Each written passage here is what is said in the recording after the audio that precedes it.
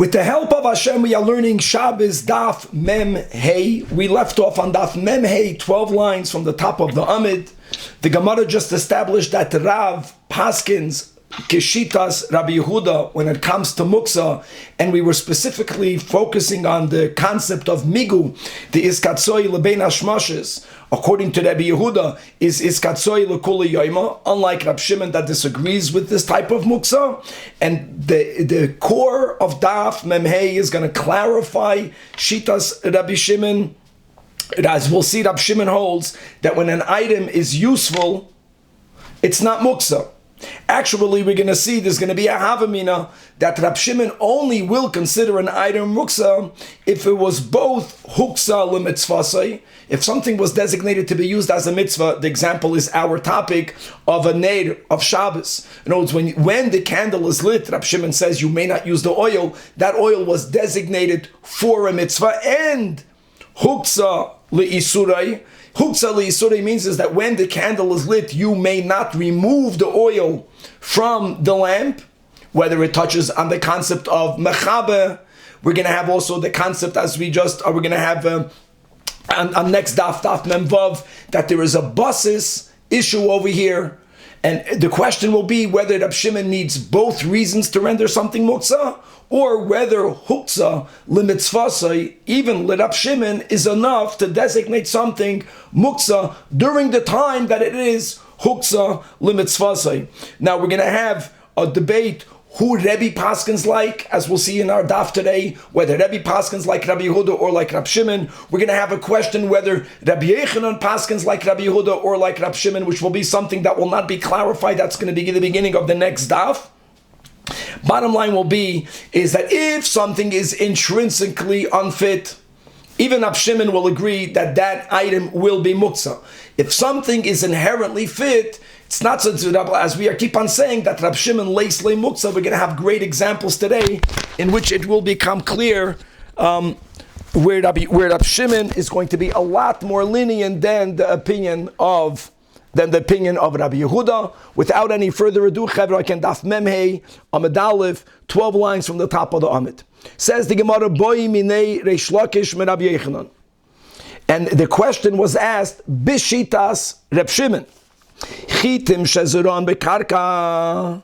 If you have grains that were planted in the ground, we're speaking obviously about grains that bechlal did not yet start to rot, so they are completely usable, but they were designated to be, to germinate. That's a great example that you set it aside from it being used, but it's still useful. Or similarly, beitzim shetachas tarnagoyles. If you placed eggs under a hen to incubate, but the eggs did not yet begin to incubate, gavaldik, they are inherently fit, but they were set aside from being used. According to Rab Shimon, mahu. In other words, how lenient is the shita of Rab Shimon? Ki leis leil Rab Shimon muksa. He doesn't have this broader application that's only heicha deloy dachya biyodayim. As long as you did not actively set aside something from being used, that is where Rab Shimon says it's not muksa. But in our two examples, in the inquiry cases, the wheat, the egg, here you actively set it aside. You planted it in the ground, you put it under the hen. Then even Rab Shimon islay muksa. In other words, if something is inherently useful, Rab Shimon will not consider it muksa, even though you actively set it aside. So Rabbi Yechanan responds, Amarlei, ein muksa le Rab Shimon, elo shemen shebener. This will be the ground zero example, our case, when you have oil in the lamp, b'shashu doilek, only while the lamp is still aflame on Shabbos. And now, guys, the girsa is of utmost importance. We're going to read one way of reading the girsa here. Hoyel, that you have both factors. Hukza lemitzvasi. Hukza lemitzvasi means that while the lamp is being lit, the oil is designated for it to be used for the mitzvah of Atlakas Neder Shabbos Kodesh. And for Hukza li Surai, while it's lit, like we mentioned, there is an issue of Shema Yechaba. there is an issue that the lamp is a basis l'davar ha'asur. So only when you have both reasons together, only then does Rab Shimon hold that the item is muktzah. Other than that, like in the cases that you are asking, even though there was a dechiyah biyadayim, but these items, Rab Shimon, will not be muktzah. That is what Rabbi Yechanan responded. Now, asks the Gemara, you need both? Huktzah l'mitzvasai and huktzah l'yisurai. Whoa, no, can't be. Frek the Gemara, but leis lei huktzah l'mitzvasai alone being a reason for an item, even l'Rab Shimon, to be muktzah. V'hatanya, we're going to jump ahead to Masechta Sukkah. And here we have a Braisa, which elaborates a din that we also have in a Mishnah there, that sichecha ki hilchasa, once a sukkah is properly covered, so you have yourself a kosher sukkah, and on top of that, you are fulfilling the concept of noye sukkah. You are adorning your sukkah. For examples, the Mishnah gives, the Braisa gives, the itra b'keramim, you adorned it with colored cloths, or ubeshadinim hamitzayarim, or with embroidered linens, or and v'talaba agoizim, you hung from the schach nuts, afarsikin peaches, shkedim almonds, rimoinim pomegranates, aparkile shalanovim, clusters of grapes, atore shal shabalim, wreaths of grain, yenois shmanim salatis, wine, oils, and flour. Chevra, you don't hang wine, it means jugs that have in them these items. Says the Braisa that since they were hung for noye sukkah, asur lihistapik mehem ad mutzoy yom tov ha'achron, until after Yom Tiv, you cannot take any benefit from it. However, ve'im hisna leim, if you stipulated, and as we'll learn in Masechta Sukkah with all the details, stipulated before Yom Tiv, before Bein Hashmashes, that even though you hung it from the schach, you are not removing the option of you taking it for your own benefit. If you make such a verbal stipulation, then it's not exclusively huktzah l'mitzvasai, and then you're good. That stipulation is effective. Now, on the premise that the Braisa follows Shitas Rab Shimon, on that premise, we have a kasha. There is no isur here.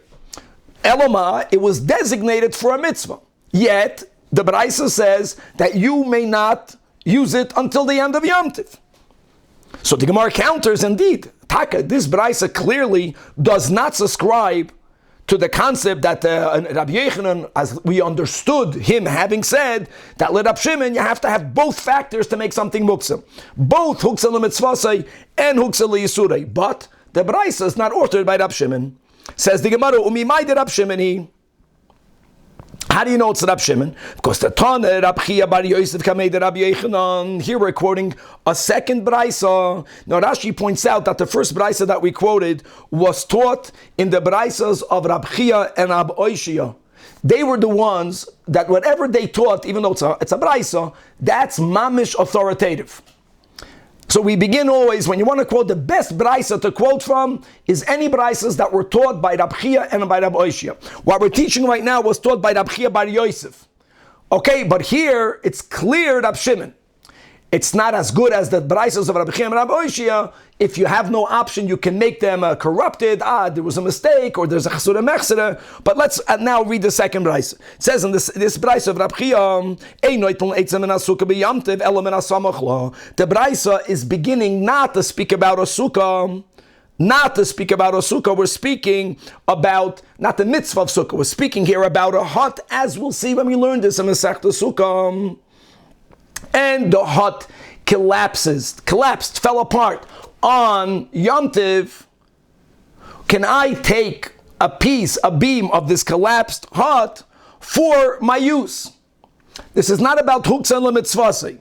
In other words, here is that anything that when Yom Tiv began was part of a structure, so that was not muchan, right? It was designated to be part of a building.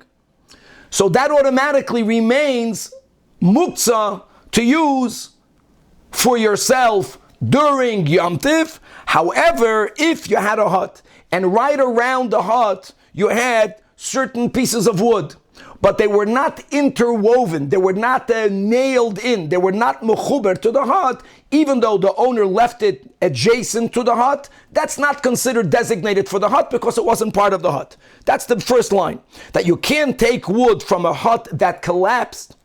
You want to take wood to use for your sukkah, because the hut in the beginning of the Yom Tov was a hut, only from woods that were near it, that are not considered part of. Here the Braisa clearly adds that the Tana Rab Shimon will allow you to take wood from the hut after it collapsed. Now, Chavra, really in Masechtas Beitza, we're going to have this Braisa with another very important nuance, that even let Rab Shimon, if you remember, we just learned a few daf ago, that if you have a very big lamp, a lamp that's, it's a bowl, and when you lit it Friday, you thought it's going to burn the whole Shabbos. Even Rab Shimon holds that if it got extinguished during Shabbos, the oil is muktzah. Because you had no idea, you set it aside, it should be a lamp.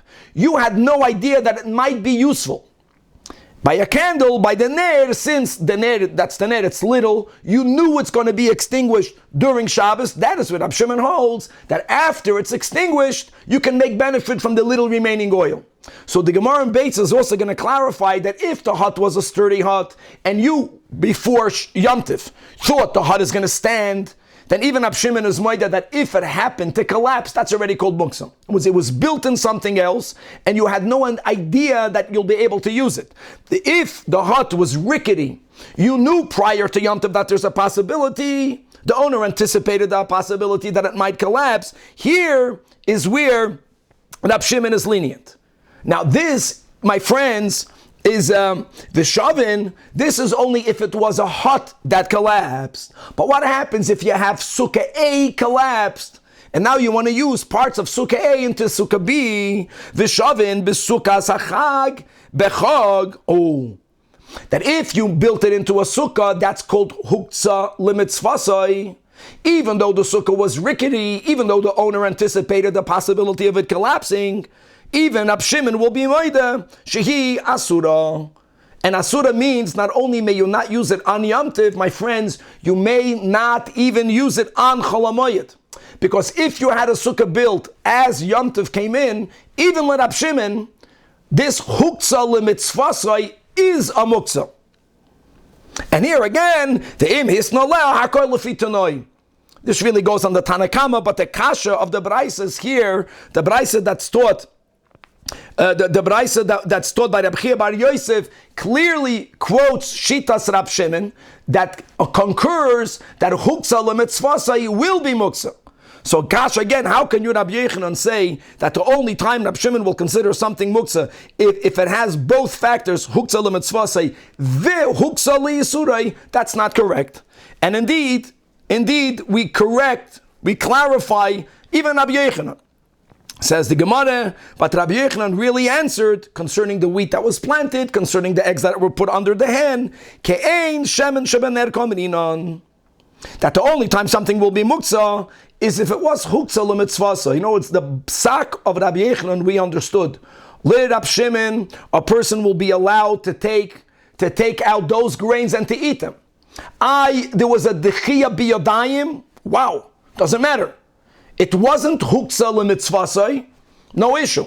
If something is huktzah lemitzvasai, then it becomes huktzah liisurai, and only then will Rab Shimon, be machmir and consider it muktzah. Great. Okay, so what are we having over here? Okay, Take, it wasn't as lenient as we understood initially, but still we have a huge psak din. In other words, what becomes clear, that if something is inherently useful, imagine, you planted it, you placed the egg under the hen. It means you did something biyodayim, which indicated that you don't plan to eat it. You want this to become a chiclet. You can change your mind and take it on Shabbos. Imagine, you can take it on Yom Tov. There's no muktzah because it wasn't like the shemen shebener. Itmanami Omer Rab Chia bar Abba Omer Rab Yechanan. Another quotation of Rabbi Yechanan, Ein muktzah le Rab Shimon elo ki ein shemen shebener, which is the case of our sugya. In other words, enoch shemen shebener only while the lamp is lit. B'shah shehu doylek, while it's burning. while, imagine, even only while it's burning. Therefore, huksa li isurai. Okay. And only while it's huksa li mitzvasai. Another nuance. In other words, when you lit a lamp, you knew, not a bowl, a lamp, you knew it's going to go out sometime during Shabbos. So you knew that the mitzvah is only going to last for 3 hours. And a chanami, after the 3 hours, lit up Shimon, befedish, you can use the oil. During the time that it's huktzah lemitzvasai, during that time you may not use the oil. But that means on the other hand, for example, what happens if some of the oil drips out? While the lamp is burning, you can't use that oil. Because this is in the time period that it's huktzah lemitzvasai. Says the Gemara Vayter, Amar Rav Yehuda Amar Shmuel, Ein muksa l'Rab Shimon, another qualification that explains the lenient sheet of Rab Shimon, even when someone is hutcha b'yodayim, even if you actively set out something from it being used, you do the opposite of muchan, it won't always be muksa. Elo geroigeres v'tzimukin bilvad. Baruch atah Adonai Eloheinu Eloheinu shakol niyud. Now, guys, like this, Groigeres was speaking about it was common for people to take their figs and grapes and to put them out. They would put them out on the rooftops, but it doesn't have to be on the rooftop. They would put it in the sun and it would become dried out and they would make dried figs or raisins. Now, what's unique about figs and grapes is that while it's being dried out, during that time, it's mamish inedible. So it's edible when it's a fig. You put it out. So first of all, you put it out to dry. That means you set it. You're not going to use it. You put it out to dry. On top of the fact that you put it out to dry, that means you did an action which indicates that you're not going to eat it the way it is. You want to wait for something else to happen to it. On top of that, during the time that it's not fully dried out, it's not considered edible. Only then does Rab Shimon say that you may not eat it. Because you have both of these factors. Gewaldig. Okay.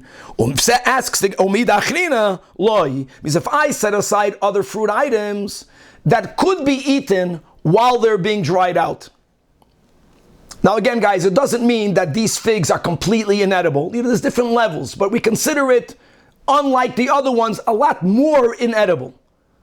Only there. Other fruits that during their dried out process, even though you set it aside, you were maktzia it, hutcha b'yodayim, if it's inherently useful, mamish like the case of the question that we began today with, you planted seeds in the ground, you put an egg under a hen, you set it aside, but right now it's usable, it's not muksa. Or the Gemara is asking, 1 second, that's a big chiddush. But v'hatanya, it says in a braisa, if a person is eating figs, and he has leftovers, and so he decides, the leftovers, I'm not hungry now, I'm going to put it out to dry. I want to wait for them to become dried figs. Or similarly, ba'anovim, if a person was eating grapes, and just for example, so you're not eating anymore, and all of this happened prior to Shabbos, and you put it out there, for them to become raisins. Now, guys, we already know that Rab Shimon does not hold that migudis katsoy lebein hashmashes. He doesn't hold. He is katsoy lekulu yomer. After it's ready. After this product is properly dried out, of course you can eat it. That we know. The topic is, can you change your mind prior to it being fully ready? You mamish wanted it to, and it's not even that edible. So says, again, we're quoting over here Abraisa, dafke figs. He begins with figs and grapes. Lo yoichel ache yasmin. In other words, if he designates prior to Shabbos, he states that I intend to eat them even before they're ready. If he made that statement, then he can eat it. If he didn't make that statement, he cannot eat it. Now, the Chiddush, we'll see, this is even Rab Shimon. The problem is, and the same thing will be, if other fruits, if you put out peaches, or chavushim, or quinces, or b'shar minei peiros. And again, Chavir, just a mitzias is that all other items other than figs and grapes halachically are considered edible enough, even before they're ready, even before they're dried out. So now the Gemara wants to understand, Mani, who is the author of this Braisa? If it's going to be the Tana Rebbe Yehuda, even if you didn't do an action that shows that you're not going to be using it, still Rabbi Yehuda subscribes to this broader application of muktzah. So we don't need to have a Braisa quoting Rabbi Yehuda in a scenario where you were doichet biyodayim. Heichad adach biyodayim loikolchchen. So the whole case l'chu'ura is only needed l'tana Rab Shimon. And the problem is that here we see that only one factor is needed. The one factor of me setting it aside, deciding prior to Shabbos, I'm not going to use it until it's ready. You don't need the additional factor that it's not edible. Answers the Gemara, no, you're not. He stands. Rab Shimon is taka that lenient. Dichud biyodayim be itself, if the item is useful, is not muktzah. And the Braisa is authored by the Tana Rebbe Yehuda. Rabbi Yehuda, why do I even need this case? Answers the Gemara, because it's food. In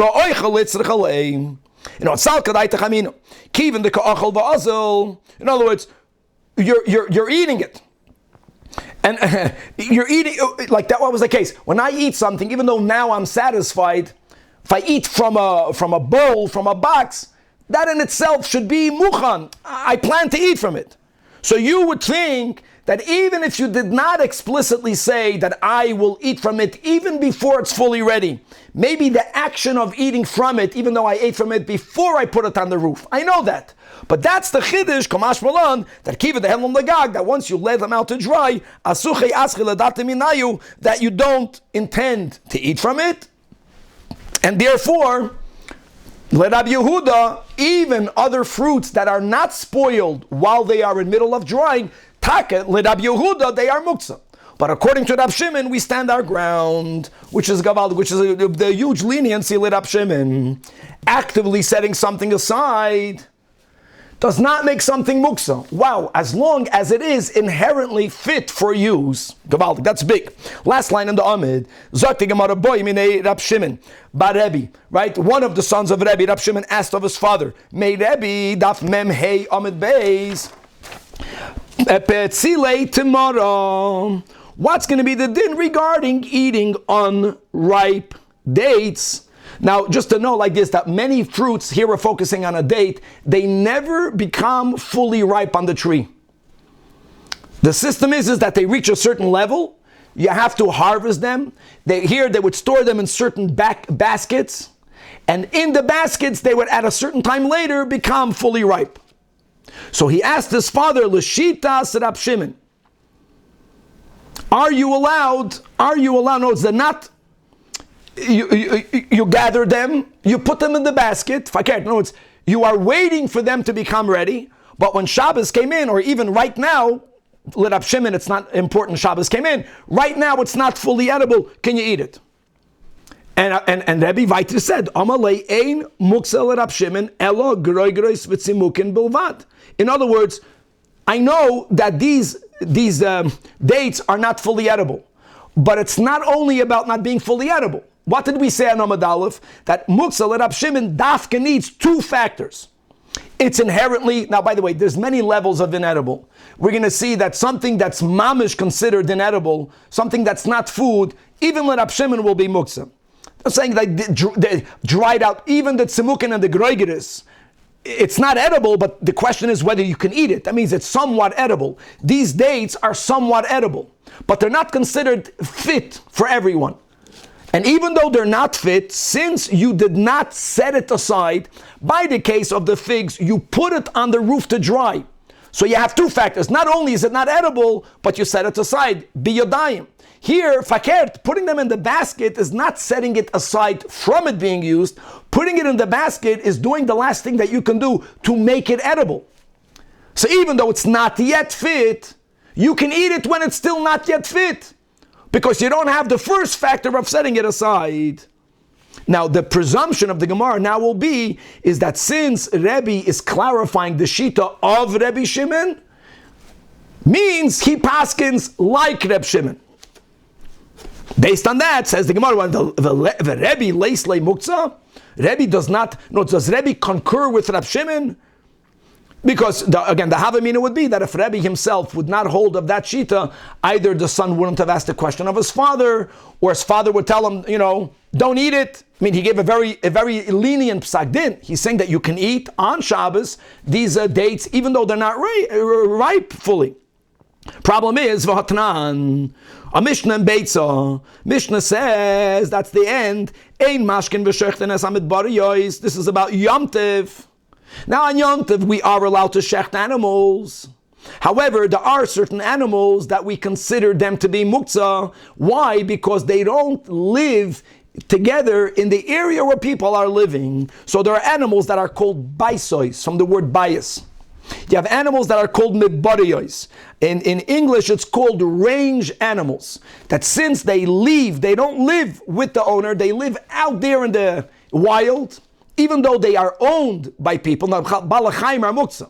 An animal is not considered muktzah if you own it. And since you are allowed to shecht on Yom Tov, so when you own animals that are with you, none of those animals are muktzah. Fakir, they're muchan. But if the animal is considered a midbariyos type of animal, then it's considered muktzah. So the Mishnah says, ein mashkin v'shechten es hamidbariyos. Now the Gemara there says that milsa agav urcha kamashmalon. The mashkin means that when you would slaughter an animal, one of the techniques, this is just a practical technique, to make the skinning of the animal easier, is giving the animal a lot of water prior to the shechita. In the Beis Hamikdash it says that Shlomo HaMelech would make the troughs of water that was given to all of the animals of Kachim out of gold. Ein anius b'makem ashirus. So the issue is not that much about the mashkin. The issue mainly is about shechting. Can you shecht? So midbariyos animals, range animals, are considered muktzah, because you had no intent to use them on Yom Tov. And if they did show up, they're muktzah. Avol mashkin v'shechten and asabaisa is because one is allowed to shecht on Yom Tov. Now, how do you define the range animal? So we have all of those opinions over there. And Vitanya, we learn to clarify what's a domesticated animal, what's considered a range animal. Elohein midbariyos, kol sheyoytzois ba'pesach. If they leave your shelter already in the beginning of spring, and they are out there for all of their hot months where they don't need the protection that you provide for them, they only return during the first rain season, which is in the month of Mar Cheshvan. So they are spending the bulk. First of all, it's the roiv of the months of the year, and they only come back because they need to have a roof over their head when it's too cold or rainy. That is the Chachamim's definition of range. They live in the midbariyos. And baisois, kol sheyoytzois v'rois, even chutz l'tchum, a domesticated animal doesn't mean an animal that's living within the tchum. I don't care that during the day it goes outside of the tchum, even if it goes outside the tchum, as long as uba'ois v'lanois b'seich tchum, as long as at night it comes to sleep within the tchum, that's called baisois. That is the sheet of the Chacham. Rebbe Omer Elu ve'elu baisos. Even the ones that are not with you for the majority of the year, they come sometimes. That's called baisos. Ve'elemit bariyos kol sheroyos ba'afar. They graze in the pasture. They live out there. Ve'ein nechnosais liyishuv. They never come home. Living ma'isachama, living ma'isachshamin. And the Rebbe used to quote this, Al Pi Chasidus. We're speaking about Yidden, that there's a concept that we call an Achaz Bashana Jew. Some people refer to that term in a derogatory way, God forbid. That Jew only comes on Yom Kippur. That's amazing. That's a proof that we have a soul. Why would a Jew come to shul if he doesn't come the rest of the year? If you even come home once, it means you're a baisois, you're in. The midbariyos is only if you never come home. But they say coming back over here. So what do we see over here? I want to make it clear, Chavra, that a range animal, that's what we're learning. What did we just learn right now? According to Rab Shimon, if something is inherently fit, you know what? Even if you were maktzia it, if it's not huktzah mitzvah, if it's not huktzah isir, you got no problem. According to Rab Shimon, range animals are not muktzah. Why would they be muktzah? You are allowed to shecht on Yom Tov. The animals are fit to be slaughtered. Yeah, you had no intent. And even if you push them out, let's begin with that. So, l'cho'ura, this whole din is only l'shitas Rebbe Yehuda. So here we have a Stam Mishnah. We have noch Rebbe defining the Stam Mishnah. All of that is b'shitas Rebbe Yehuda. Again, Rebbe never explicitly said he paskins like Rab Shimon. Rebbe in Beitza never said explicitly that he paskins like Rabbi Yehuda. But the presumption is that when you begin to explain and to clarify a shita of a Tana, if you don't paskin like him, then why would you do that? So who does Rebbe paskin like? And the Gemara does not have any conclusive solution. The point is, there's no contradiction. You have no idea.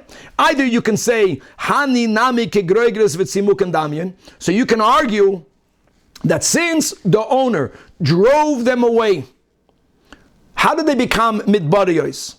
Going back to our metaphor to a Yid. Why do you think a Yid is not coming to shul? You think it's his fault?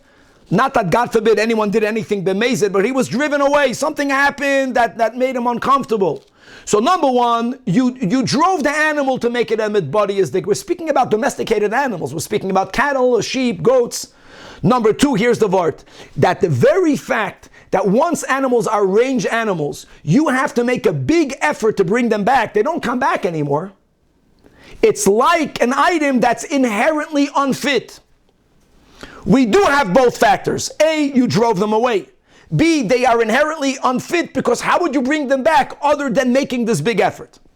So first of all, I can argue that Rab Shimon agrees that midbariyos are muktzah. If you're going to deny that, you can't say it's not inherently unfit. It's fit, but it's hard for the gavra to go get it. Don't confuse the gavra and the chefza. Fine. So V'iba you say that when Rab Shimon Berebi asked his father, Bishitas Rab Shimon, that was the top line of the Amid, Li Rab Shimon. When you ask your father, what will Rab Shimon hold, and he tells you what Rab Shimon holds, how does it show that he paskins like him?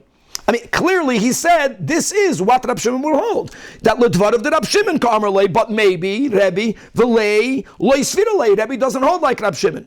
Or in the reverse, the fact that Rebbe in Masechtas Beitza is going into details, how do you define midbariyos? How do you define baisos? Doesn't prove, and let's assume that whole din is only L'shitas Rebbe Yehuda, Seder, because according to Rab Shimon, these animals that are range animals are not muktzah. So what? V'iba Yisema, L'dvarem de Rabbanan Kamerlahu. In other words, L'dvarem de Rabbanan, that midbariyos are muktzah, so Rebbe Bichlal defines midbariyos in a much more limiting way. But to begin with, uledidi leis le muktzah at all, even for animals that are considered midbariyos. So he tells them, "L'didchu oideli," even according to you, mias the heicha the yotzes bepesach. But they do come back every now and then, especially in the case that you gave in Achnases Berevia, that they come back already by the rain season. The baiso is ninu, and the Rabbanan Amrilei know that they are considered midbariyos. That for an animal to be considered a domesticated animal, it has to come back more often than only seasonal. It has to come back, like the way he says, it comes back to sleep. Does it mean every night? I don't know, but it has to be a lot more often.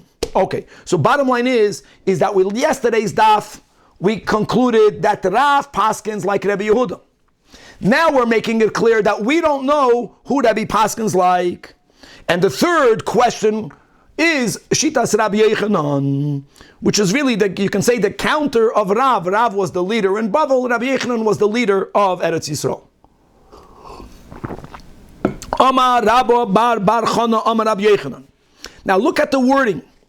Amru means he's quoting what they said in the yeshiva. That's a very important statement, because when you have this great leader, the Poisik here, they said, you can mamash taich it both ways. They said means not me, or it's not only me, everyone. Amru, they say, halacha ke Rab Shimon. And the presumption will be that the fact that Rabbi Yechanan is quoting what they say in the yeshiva means he agrees. So here again, Rabbi Yechanan holds like Rab Shimon, to which the Gemara counters, me Rabbi Yechanan hachi, no. Kiruya, there was the Kiruyan, a village. The elder of Kiruyan posed the following inquiry. And again, Tosfos Chulin Daf Vav, I think, says that whenever the Gemara speaks about an elder, normally it refers to Eliyahu Navi. So whenever it was not Eliyahu Navi, you give another, not the elder, but the elder, the Kiruyan elder. Or other people say the Siruyan elder from another city. Bottom line is, this was the inquiry. Ki Nosher Talni Goyles, a portable chicken coop, Wow. Mao l'taltule b'Shabbos. Now let me explain something. We keep on saying that Balachayim, Shabbos, Balachayim are muksa. Here we're going into the topic of buses. That will be a great build-up, which will continue on Daf Mem Vav, regarding what's the issue with a neir that has a lamp. Is it because Shema Yechaba, which is what Rashi said in the beginning of the sugya, or as we'll see, at the end of Daf Mem Vav, no.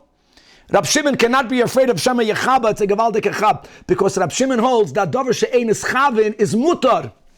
It's such a great idea. In other words, what happens if I move a lamp without intent of putting it out? And it went out. According to Rab Shimon, I did nothing wrong. Dover She'ein is Chavin is mutar.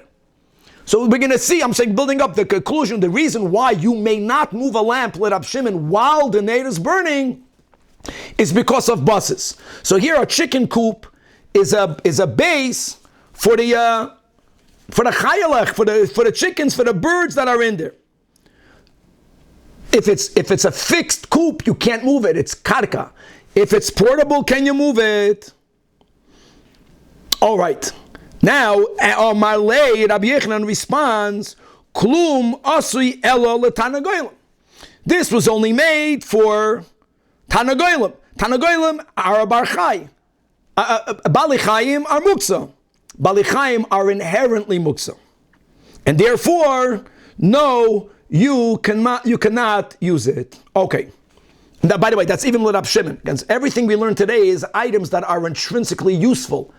For that, to make it muksa, huksa l'mitzvasoi, you have to have the two conditions. Something that's inherently muksa is muksa, and now we're going to go to the din of a buses. This movable, this portable coop is a buses. So the Gemara says, hold on.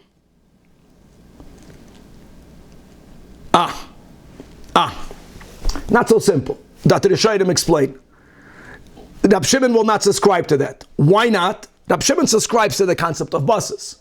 Because when you have a lamp, when you have something that the prohibited part is inanimate, it's a doimim. If it's there, it's there. We spoke a few shiurim ago about, the plate under the candles, how you have to make it a buses to a davar ha'asr and to a davar hamutir. I don't know if it was on the Chabad.org, but it was on the Zoom later. Here's the upside of chickens, is that chickens constantly go in and out. That's what the Rishayim add. We also learned this a few daf ago when we had that basket. Something that goes in and out, they're not always going to be there. If they're not always going to be there, then it's not so simple to say that this becomes a buses for something that's prohibited. Because from the beginning, you knew sometimes chickens will be in it and sometimes they won't be in it. And that's why this chumrah dikap sagdin only fits l'Rab Yehuda. According to Rab Shimon, it should not be muksa. Not even mitzad buses, because the very fact that they go in and out, that's the word. So again, so what's the problem? He paskin that it's muktzah. This psak din l'chura only fits l'Rab Yehuda. Rab Yechanan quoted Amru halacha ki Rab Shimon. So who does he paskin like? So the Gemara says it must be hachbamayaskinon that the chicken coop is not only made for living chickens. Hoyel de isbei efroyach meis. And a chiklet, a froyach, that's maize, a human being may not eat it halachically. A dog will not eat it. And by the way, Rashi points out that according to Rab Shimon, a nevela is not muksa. A nevela is not muksa. So that's very important. A nevela is not muksa. Let Rab Shimon, if at least prior to Shabbos, you knew that this animal might die. It's a misukenes. So you knew that, listen, you can't shecht on Shabbos, but from the beginning you knew that if it's going to die, there's something you can use it for, and you can take it and you can cut it up and feed it to the dogs. But an item that was edible prior, so you did not intend at all to feed it to animals, and now it died on Shabbos, that's the vart. Since it was unfit liklavim prior to Shabbos, even Rab Shimon will hold that it's muktzah. And by the way, not everyone agrees to that. So the Gemara says, hold on, I understand that portable chicken coops also have in them these little chicklets, right, that are dead. And therefore, they don't move in and out. So yes, it becomes a buses l'davar ha'asr. But hani chalamar, barameimar, that holds Bishmei de Rava, that says Moido Hoyer Rab Shimon Balechayim Shemesu Sha'asurim. Very good. However, and by the way, why would that be? I'll tell you why that would be. Let me just go back to the large lamp. We said that if you have a very large lamp, if when Shabbos came in, your presumption was this lamp is going to be burning the whole Shabbos, we learned above, Rab Shimon will consider it muksa. What did we learn today? That if you have a hut, if it was not rickety, that was the nuance we just quoted from Masechtas Beitza, and it collapsed on the Shabbos or on Yom Tiv, Rab Shimon will also hold you can't make use of the wood. It was huksa l'mitzvah. If a sukkah collapsed, right now it's not a mitzvah, because if something in your mind was completely not going to be fit, then it remains that way for the remaining of Shabbos. And you can argue the same thing over here. This animal prior, you didn't have any, you didn't see the possibility of you using it because it was alive. Now that it died on Shabbos, he's quoting Shitas Rab Shimon that it remains asur. And now the chicken coop, the portable chicken coop, becomes a basis for that isur. El Lamar, the name, his name was Mar B'nei Rabbi Yosef, who quotes Rava, saying the opposite. Now